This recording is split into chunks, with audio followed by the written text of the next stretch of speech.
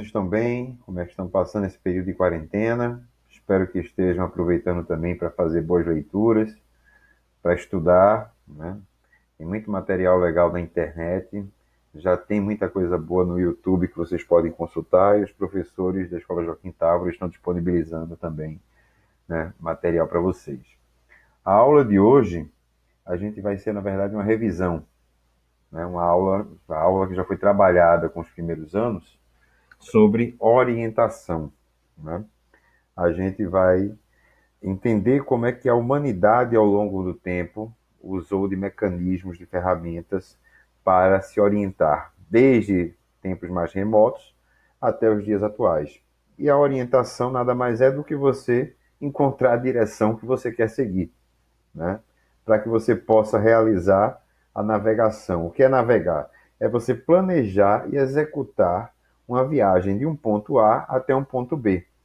Para que isso aconteça, se faz necessário que, óbvio, você tenha a orientação do caminho que você deve seguir.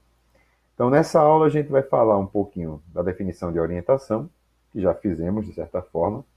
Vamos relembrar a rosa dos ventos, os pontos cardeais, colaterais e subcolaterais. Vamos falar um pouco também sobre a orientação pelo movimento do Sol. Veja que eu botei movimento entre aspas, porque, na verdade, não é o Sol que se movimenta neste caso, e sim o movimento de rotação da Terra que nos dá a impressão, né, do movimento do Sol. E durante muito tempo a humanidade achou que era, né, o Sol que girava em torno da Terra.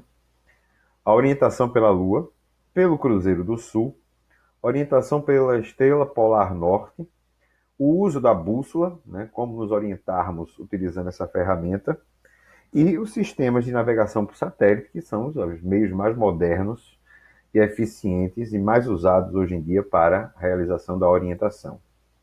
Numa cidade, né, a gente não precisa usar o Sol, a Lua, Cruzeiro do Sul. A gente se orienta utilizando os bairros, né, as zonas, Zona Oeste, Zona Leste, Zona Sul, né, utilizando o nome das ruas, os endereços. No entanto, imagine uma viagem em alto mar, por exemplo. Imagine Cabral, né, nas caravelas, no meio do oceano em que, para onde se olhava, só se via água. Ou no céu, né, onde o azul está por todos os lados. Ou no meio de um deserto, como por exemplo, aqui nós estamos vendo imagens do famoso Rally Paris-Dakar, né, que nem é mais realizado no seu, né, itinerário original, né, entre África e Europa. Até hoje é realizado aqui na América do Sul, né, vai de Santiago, vai de Lima até Santiago, no Chile. E como é que um cara que está aqui dentro sabe a direção que ele tem que seguir quando, por exemplo, ele está andando no meio do deserto, onde só tem areia para todo lado? Né? Como é que ele sabe a direção que ele tem que ir para realizar a navegação correta? Imagine você no meio de uma floresta como essa, onde o verde está por todos os lados e você não tem, né, nenhuma outra visão que não seja a vegetação densa, fechada. Como saber que direção seguir para chegar no destino que você quer encontrar? Você, inclusive, se fizer uma rápida pesquisa na internet, vai ver que é muito comum a gente encontrar grupos de pessoas que se aventuraram em realizar aí passeios pela mata, por lugares fechados, de vegetação fechada, e acabam se perdendo justamente por quererem fazer uma prática sem o conhecimento de orientação e navegação adequados. Eu peguei assim só rapidamente, fazendo uma pesquisa rápida na internet, você vê aqui notícias como: bombeiros resgatam um grupo que estava perdido na Serra do Mar. A galera foi fazer um passeio no meio da mata, na Serra do Mar, e acabou sem saber como voltar, né?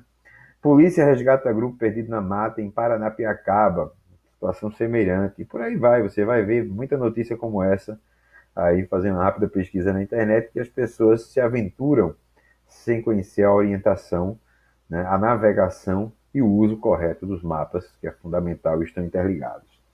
Vamos lembrar um pouquinho dessa figura da Rosa dos Ventos, essa representação gráfica, esse desenho, que nos mostra as direções, né, os sentidos. A rosa dos ventos ela é uma imagem que representa os 4 sentidos fundamentais: norte, sul, leste e oeste. Lembrando que o leste pode ser representado em português como L ou com a letra E do inglês, east, assim como o oeste, tanto pode ser representado com a letra O como pelo W de western do inglês, certo? E além dos 4 sentidos ou direções fundamentais, norte, sul, leste e oeste, que a gente chama de pontos cardeais, estão aqui eles representados para a gente, ó. Nós temos também os pontos colaterais, que são as direções intermediárias, que ficam entre os pontos cardeais. É o caso do Nordeste, cuja abreviação é NE, é o caso do Sudeste, é o caso do Sudoeste e é o caso do Noroeste. E veja que nós temos ainda os pontos subcolaterais, que são as direções que a gente chama, que a gente denomina entre um ponto cardeal e um colateral. Parece difícil, mas é muito fácil de lembrar o nome dos pontos subcolaterais. Basta juntarmos o ponto cardeal e o ponto colateral, que a gente tem o subcolateral. Por exemplo, né, aqui nós temos o norte e nordeste. Está vendo aqui para vocês? Ou nor, né? Norte e nordeste. Aqui nós temos o leste-sudeste. Ou, perdão, desculpe, o leste-nordeste. Né? Aqui nós temos, está vendo aqui essa direção? Aqui nós temos o leste-sudeste.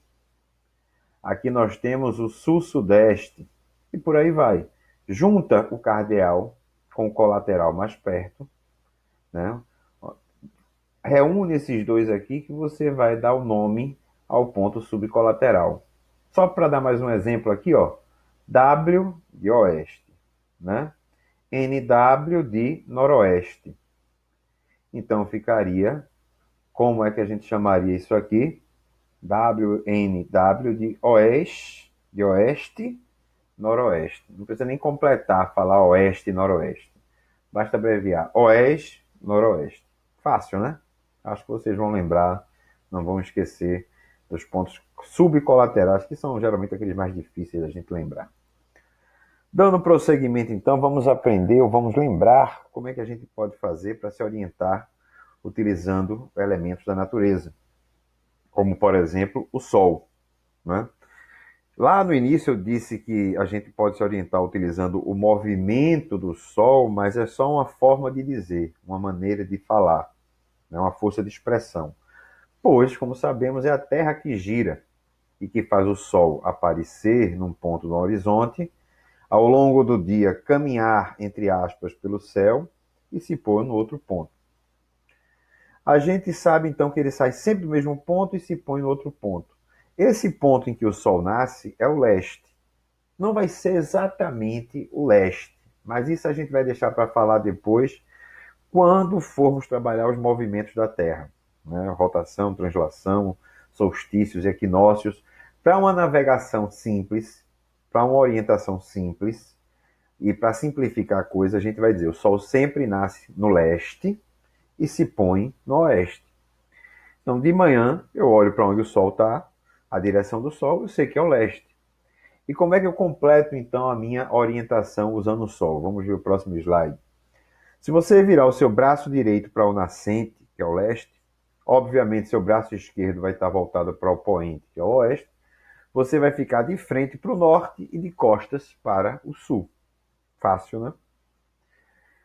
Então, não tem muito o que complicar. Como eu disse, a gente vai ver depois que o Sol não nasce exatamente todo ano, exatamente no leste. Se você observar direitinho, ele vai sair de pontos diferentes do horizonte. Mas isso é uma questão que a gente vai falar quando formos trabalhar os movimentos da Terra no espaço. A orientação pela Lua segue o mesmo princípio. A gente abre os braços. Se eu indico no início da noite, né, aonde a Lua nasce é leste, ela se põe no oeste, e eu faço do mesmo jeito que a gente fez usando o Sol. Não tem diferença. Uma outra forma de se orientar à noite é utilizando o Cruzeiro do Sul. Observe bem. Como a Terra é uma esfera, Quem está no hemisfério norte vai observar uma determinada parte do espaço, do universo.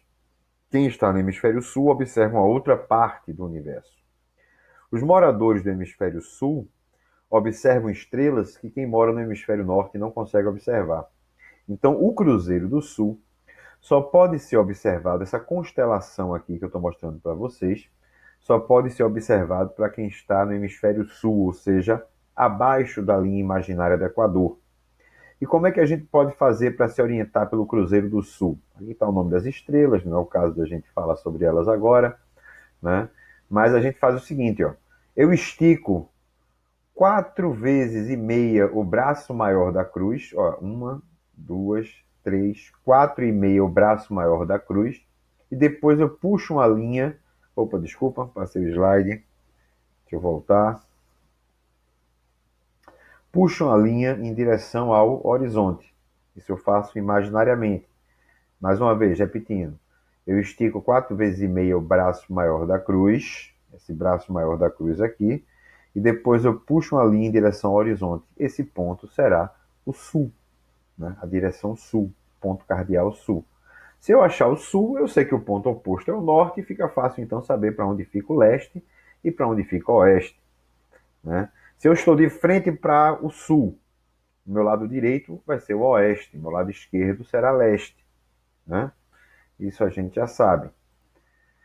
Outra forma de se orientar é através dessa estrela aqui, ó, estrela polar norte. Essa estrelinha aqui que vocês estão observando.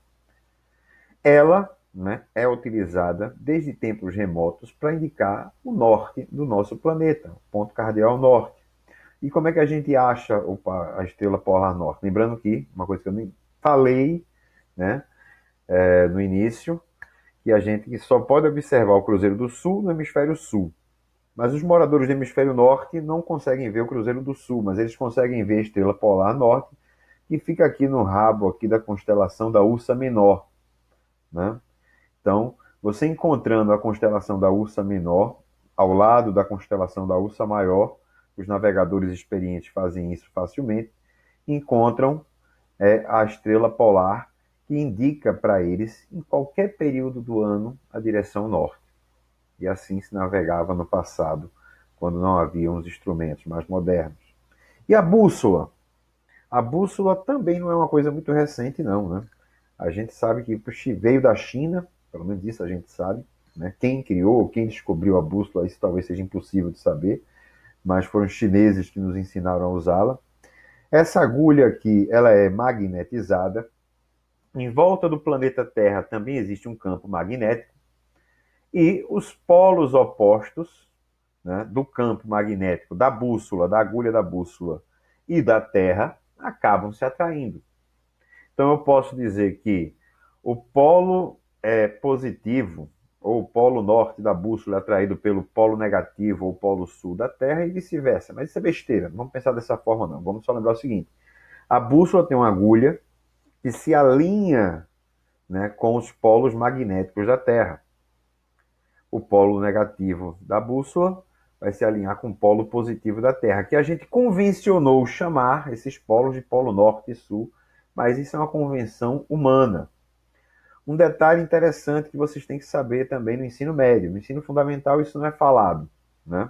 Mas no ensino médio já é exigido e pode ser cobrado em prova. Existe uma diferença entre o norte magnético, ou seja, o polo norte magnético da Terra, esse gerado pelo campo magnético que envolve o planeta, e o polo norte geográfico. Por isso, né, esse ângulo aqui, essa diferença aqui, esse ângulo que eu estou mostrando aqui, ó, com o cursor do mouse, é chamado de declinação magnética. No seu dia a dia, fazendo uma caminhada numa floresta, vamos dizer assim, num percurso curto de navegação, essa declinação, esse fenômeno é insignificante. Mas quando você vai fazer uma viagem de longo percurso, de distância maior, veja que em vez de você estar seguindo o norte geográfico, usando a bússola, como você imagina, você está pegando um ângulozinho diferente. O seu destino final vai ser bem diferente do ponto que você gostaria de chegar. É por isso que para navegação, né, de fato, navegação de longa distância, é necessário fazer essa correção aqui que quem é navegador aprende a fazer. Os mapas, as cartas de navegação já trazem a declinação magnética, que varia, inclusive, de acordo com o tempo. Esse ângulo muda, né, alguns graus para mais ou para menos, e varia, inclusive, de acordo com o local que você se encontra do planeta. Então, só por uma questão de curiosidade, se você quiser, você tem esse site aqui, ó, onde você pode entrar nele e ele vai dizer, você indica o local que você está, a cidade que você está. No caso, eu abri imediatamente, identificou que eu estava no Recife, né? Ele me diz, inclusive, a declinação magnética, ou seja, a diferença entre o ângulo formado entre a linha do norte geográfico e o norte magnético, de onde a gente se encontra aqui, que no caso é de 21 graus e 46 minutos, esse ângulo aí. Essa declinação negativa significa que o norte magnético está voltado um pouquinho para o oeste, em relação ao norte geográfico, mas como eu disse, é um detalhe de realmente quem vai trabalhar com navegação, quem for ser profissional da área, o que acredito não será o caso da grande maioria de vocês. E quem for vai estudar isso de forma mais aprofundada, né? E aí, se eu quiser mudar em qualquer lugar, cidade diferente, eu vou aqui, ó, digito a cidade, o país e tal, ele já diz para mim qual vai ser a declinação magnética daquele local. Para nós, né, de uma forma simples, a gente pode dizer, de forma simplificada, que a bússola aponta sempre para o norte. Lembrando que vocês do ensino médio têm que saber que existe uma diferença entre norte geográfico e norte magnético da Terra. Beleza? Deu para entender? Prosseguindo. A gente pode, inclusive, só por uma curiosidade, realizar a orientação usando um relógio, né, de ponteiro e usando o Sol também, né? Se eu aponto às 12 horas em direção ao Sol, aí eu tenho que observar no céu onde se encontra o Sol, né?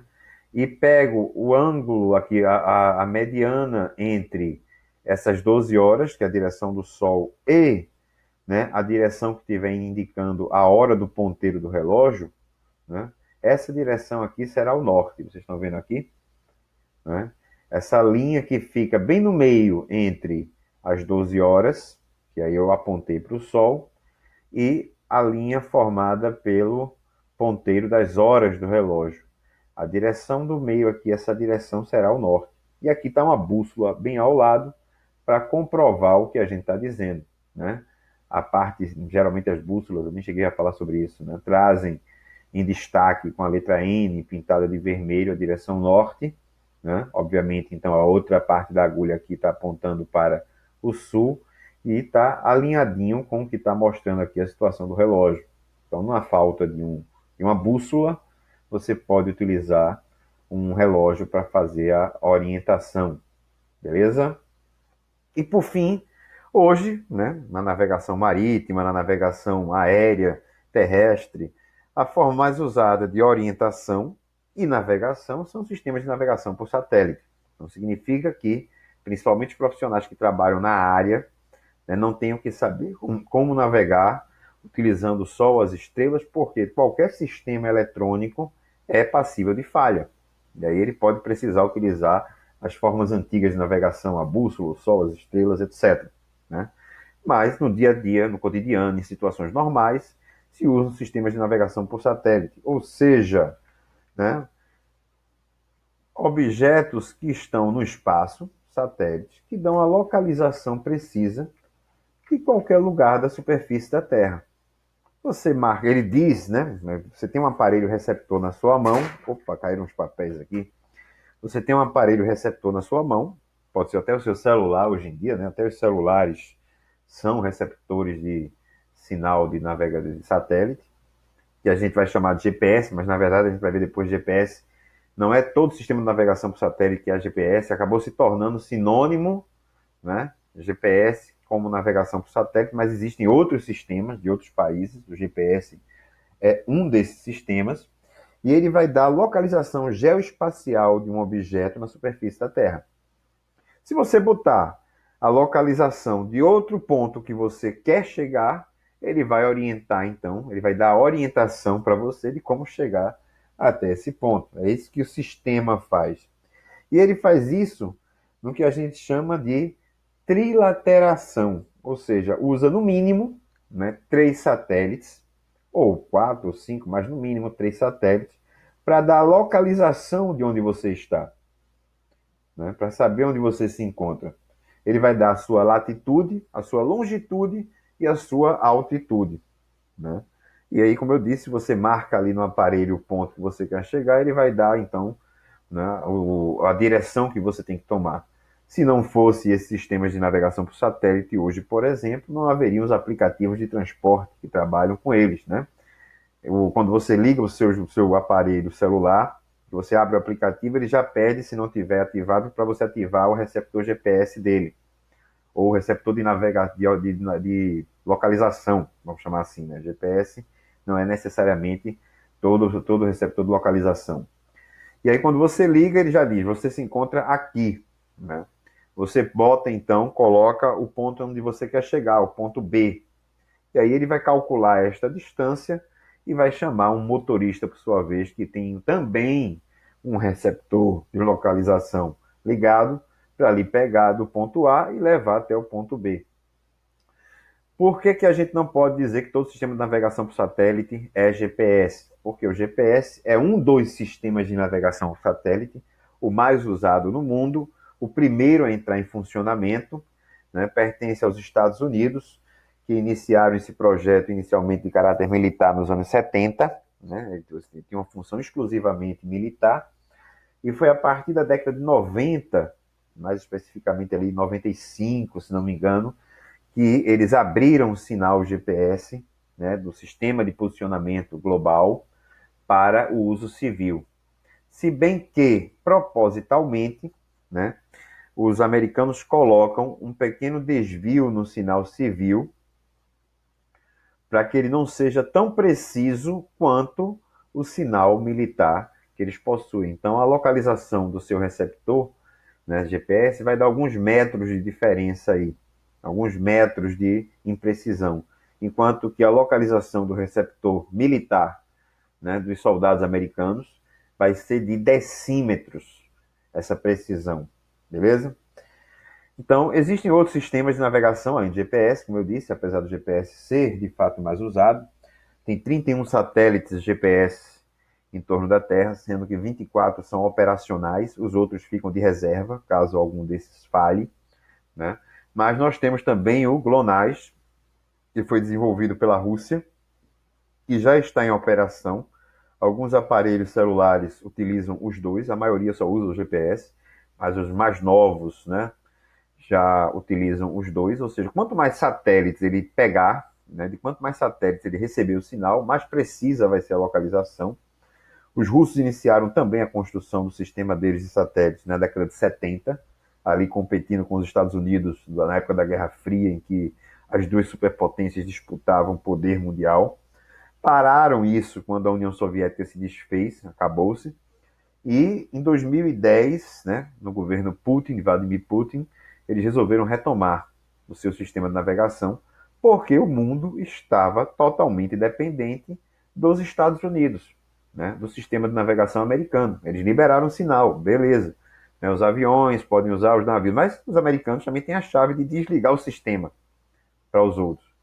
Então, os russos precisavam, por uma questão geopolítica, uma questão de estratégia militar, inclusive, ter o próprio sistema deles, que já está em funcionamento. Podemos dizer aí que tem equivalência com o GPS. Ambos, cobertura global, atingem todo o planeta. Além do GPS russo e do GPS americano, desculpe, do GLONASS russo, você tem outros sistemas de navegação que ainda estão em fase de implementação e que não atingem, digamos assim, a localização de todo o planeta Terra, né? Eles têm uma abrangência menor, como é o caso, por exemplo, do Compass ou Beidou da China. Os chineses também não querem ficar dependendo do sistema de navegação nem americano nem russo, e aí estão desenvolvendo deles. A promessa, não sei se será cumprida, é que agora, nesse ano 2020, ele atinja todo o planeta. Eles estão lançando aí os satélites no espaço, né, para cobrir o planeta, né, mas ainda não é um sistema equiparável ao sistema russo e americano, né. Os celulares da China, fabricados na China, já saem programados para funcionar com Beidou, né? E os europeus que criaram Galileu, que pode ser escrito com U aqui, como eu botei, como com O, tanto faz, as duas formas são aceitas, tá certo? Que também é um sistema de satélite de localização, né, da Europa, mas também com alcance limitado, né? A Europa e algumas outras regiões do planeta não têm a mesma capacidade de alcance do sistema americano, do sistema russo. Então, hoje são essas as ferramentas que se usam para, de fato, realizar a orientação e a navegação. Espero que vocês tenham compreendido. Qualquer dúvida, depois a gente vai abrir um espaço em que a gente possa tirar essas dúvidas, um espaço ao vivo em que a gente possa conversar, né? Enquanto durar essa quarentena e as aulas não retornarem. Se cuidem, cuidem da saúde, fiquem com Deus, né? E até a próxima aula, ok? Tchau, um abraço.